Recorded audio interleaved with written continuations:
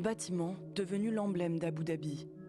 Une vitrine culturelle exposée dans ce récent spot publicitaire pour la ville. Où allez-vous atterrir, monsieur? Et pourquoi pas le Louvre Abu Dhabi? Incarné par le célèbre acteur et catcheur américain John Cena.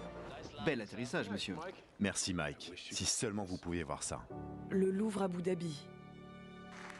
Lancé en 2007 par Jacques Chirac, le projet est pharaonique dans ses coûts comme dans ses aspirations. La seule appellation du Louvre pour 30 ans coûte 400 millions d'euros aux Émirats arabes unis.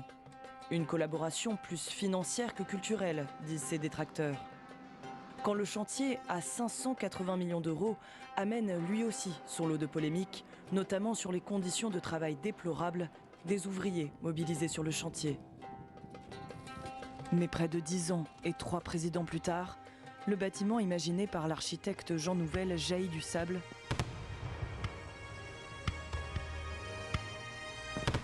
Le 8 novembre 2017, le Louvre Abu Dhabi est inauguré en grande pompe. Un lever de rideau grandiose à l'image de l'ambition du musée, explorer l'histoire de l'art mondial, de la préhistoire au XXIe siècle, rien de moins.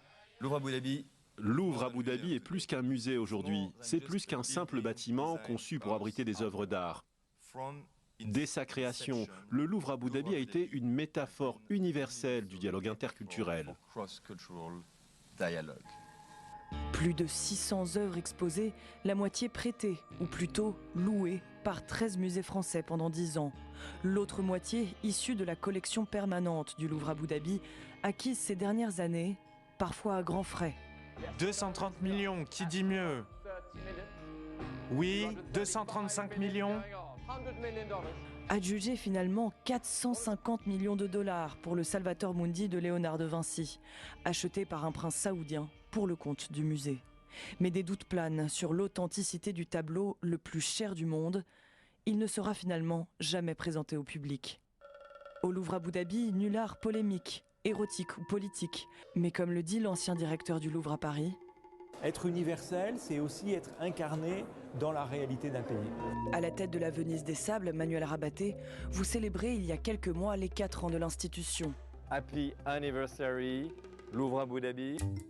Depuis l'ouverture, vous avez accueilli des expositions variées, des routes d'Arabie au décor japonais, de Chagall à Rembrandt, en passant par la Chine et le monde islamique.